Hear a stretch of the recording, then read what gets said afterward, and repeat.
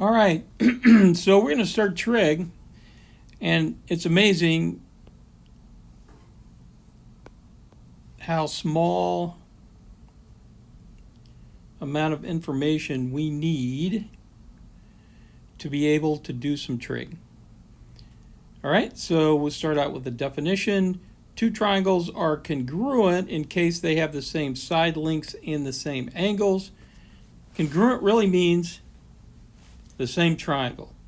All right, and if they have the same sides, they have to have the same angles. There's no way around it. So there's a picture of a couple of congruent triangles. 1.3, two triangles are said to be similar in case they have the same angles, but not necessarily the same side lengths. Now, from that definition, it should be clear to you that if two triangles are congruent, they are similar. But it's not always the case that if two triangles are similar, that they have to be congruent. So they could have the same angles, but they don't have to have the same sides. What does have to happen is the following: that corresponding sides of similar triangles, corresponding sides, those are the sides opposite the same angles. The ratio of those has to be the same. So if I take A and divide it by its corresponding side on the other triangle, small a, I get the same value as if I took big B divided by big B or big C divided by little c. And that, my friend, is theorem 1.6. Now, actually, and that ratio of big A over little a, or big B over little b, or big C over little c, that ratio is what I call the scaling factor. All right? Definition 1.7. What's a right angle? A right angle is an angle whose measure is 90 degrees.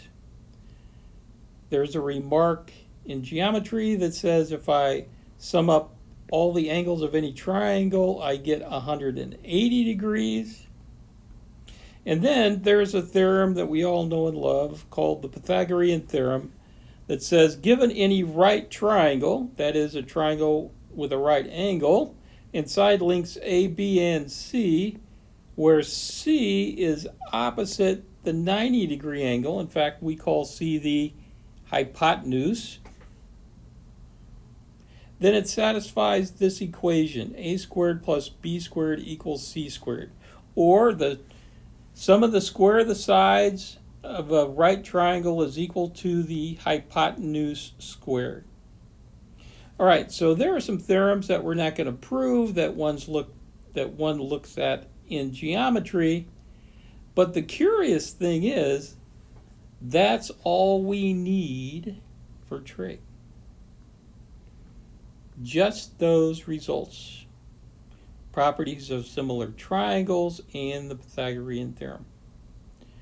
Okay, so once we got that, then I want to look at a couple of common triangles. These are triangles that you use all the time in trig. In fact, all of trig is derived from these two triangles, all trig values, directly or indirectly.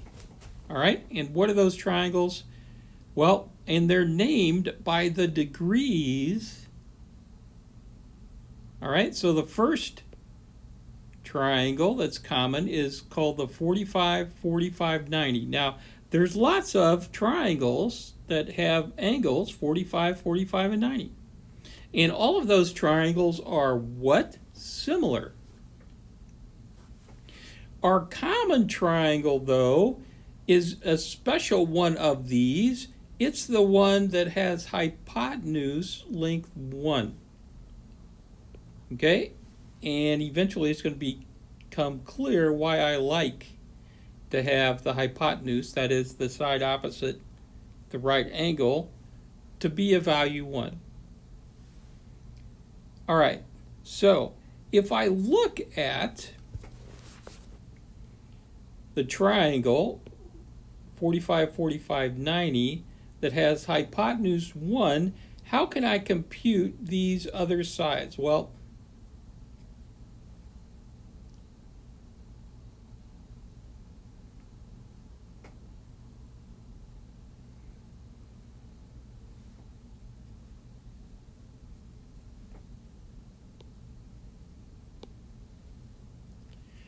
I'm going to look at that. Here's the way I develop a 45, 45, 90 triangle with hypotenuse 1. All right, I start with a square of side A and diagonal 1. All right, so there is a square that has a diagonal of 1. Okay, now if it's a square, then I know that this angle is a right angle and this angle is a right angle. But I also know that this side is the same as this side, which is the same as this side, which is the same as this side. And what does that tell me? That tells me that this triangle right here is the same as this triangle right there. That is, they are congruent. Okay, and furthermore, the Pythagorean theorem says that if that's a right angle, then if I look at just this triangle, a squared plus a squared has to be the hypotenuse squared, or 2a squared is 1, or a squared is a half. Now if I solve for a is plus or minus the square root of 1/2, which is the same as plus or minus the square root of 1 over the square root of 2, which is the same as plus or minus 1 over the square root of 2. And if I want to be a good person, I rationalize the denominator, and I get plus by multiplying top and bottom by square root of 2, and I get plus or minus a square root of 2 over 2. That's A. But A is a length, and anytime we talk about a length, it doesn't make sense for that A to be negative. So A is simply the square root of 2 over 2. There are no negative lengths. If you find a negative length, show me. I'll take my car and drive over it and fill up my gas tank. All right, so we figured out that A is the square root of 2 over 2, and now I'm just plugging it in to that triangle up here. And this is the common right triangle I want. 45, 45, 90. The two sides are square root of 2 over 2, and the hypotenuse is 1. All right. Now, let's talk about the 30, 60, 90 degree triangle. The common triangle. And again, I want a 30, 60, 90 with hypotenuse of 1. How am I going to get it? Well, let's go back over here and look.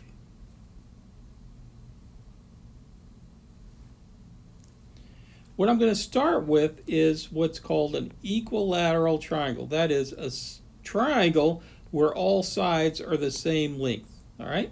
And I'm going to pick that length to be 1. Well, if all sides are the same length, then all angles are the same, but they have to add up to be what? 180. So that tells me that this angle is 60 and this angle is 60, and this big angle here is also 60, yes? Now what I'm going to do is I'm going to take that triangle and I'm going to bisect the base. That is, I'm going to cut the base in half. When I cut the base in half, this becomes 1/2, and this becomes 1/2. And then what do I notice? That this triangle here and this triangle here, they have the same hypotenuse, they have the same side here, and they share a common side. Those triangles are what? Congruent. But if they're congruent, then all sides and angles are the same. But this entire angle is 60, so that means that each of those has to break up into 30 apiece. Got it? But if that breaks up into 30 apiece, then here's what I've got, this triangle here, or the other one, because they're congruent, that has angles, what, 30, 60, and, oh, by the way, this angle down here, this has to be the same as that, but it's got to add up to be 180. So that's how I know that this angle is 90, and so is that one. Now all I have to do is solve for h. Well, if this is a right triangle, then it satisfies the Pythagorean theorem, which says what? H squared plus 1/2 squared is equal to 1 squared. And then if I solve for h squared, I get h squared is 1 minus 1/4, which is 3/4. H then, taking the square root algebraically, is plus or minus the square root of 3/4, or plus or minus the square root of 3 over the square root of 4, or plus or minus the square root of 3 over 2. But again, h is a length. It makes no sense to have a negative length. We will never say a triangle has a negative length side. So h is the square root of 3 over 2. That's what h is. And therefore, I just take this triangle right here, I pull it down here, and I fill in all the sides. You notice the hypotenuse is 1. The side opposite, the square root of 3, or opposite 60 degrees, is the square root of 3 over 2, and the side opposite 30 is 1/2. Now that should make sense to you because 60 is greater than 30, and the square root of 3 over 2 is bigger than 1/2. That's how you can remember it. All right, so that is my other common triangle. And next time, we'll use those to do a little homework. Hope everybody is doing all right. Bye.